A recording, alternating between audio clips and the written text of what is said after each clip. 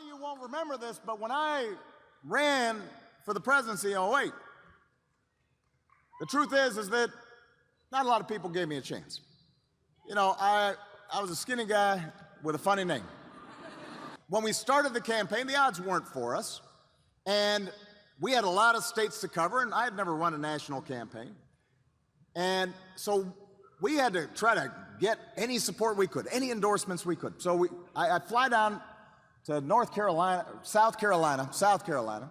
I go down to South Carolina for some state legislator's banquet or something, and I'm sitting next to this state legislator, and she hasn't made an endorsement yet.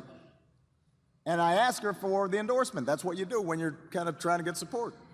And she says, you know what, Obama, I like you. You're a little young, a little green behind the ears, but I like you. I will endorse you if you come to my hometown of Greenwood, South Carolina. I go in, just fall out, alarm goes off, and I feel terrible. I am exhausted. Think I'm coming down with a cold. I open up the curtains. It's pouring down rain outside. Pouring down rain, horrible day. I make myself some coffee, and I get the newspaper outside my door and open it up. There's a bad story about me in the New York Times. I get dressed, shave, walk out, just kind of still groggy, still staggering. My umbrella blows open. That ever happened to you? As I'm walking out, and I get soaked. I'm just soaked. I get in the car. I say, all right, how long is it going to take to Greenwood? An hour and a half. An hour and a half. So we're driving, and we're driving, and we're driving. Doesn't seem like we're going anywhere. Sheets of rain are pouring down.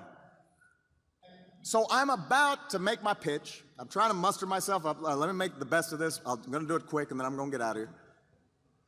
And suddenly I hear this voice from the back just shout, "Fired up!" And everybody in the room says, "Fired up."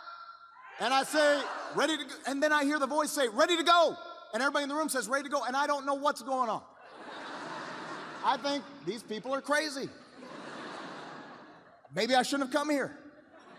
And then I look in the back of the room, and there's this middle-aged woman, and she's dressed like she just came from church.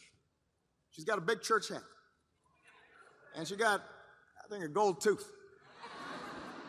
Turns out she holds a position in the local NAACP office, and also, I'm not kidding you, is a private detective. This is a true story. She's like she's like a private eye. Although it's hard to think that you wouldn't see her coming. She's very colorful, and she's grinning at me.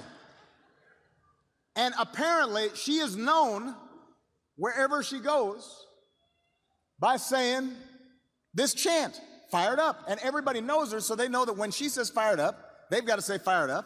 And when she says "ready to go," everybody's got to say "ready to go." And this is what she does. Every meeting she goes to, she does this thing, which is kind of strange.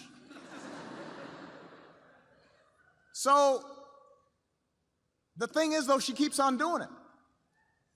And everybody keeps on, she says "fired up," and they say "fired up," and "ready to go, ready to go."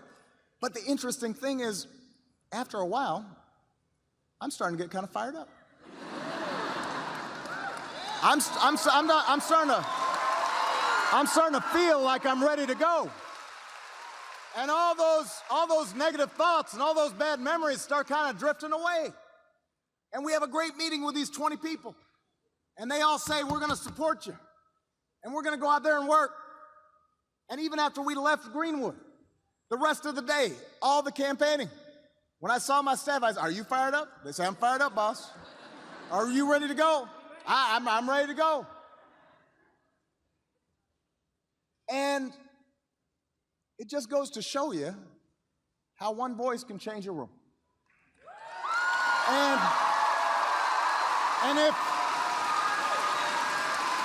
And if it can change a room, it can change a city. And if it can change a city, it can change a state.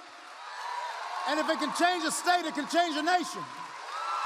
And if it can change a nation, it can change the world. So I just have one question for you, New Hampshire. Are you fired up? Ready to go. Fired up. Ready to go. Fired up. Ready to go. Let's go finish what we started. Let's elect Hillary Clinton. Let's elect Maggie Hassan. I love you, New Hampshire. God bless you. God bless the United States.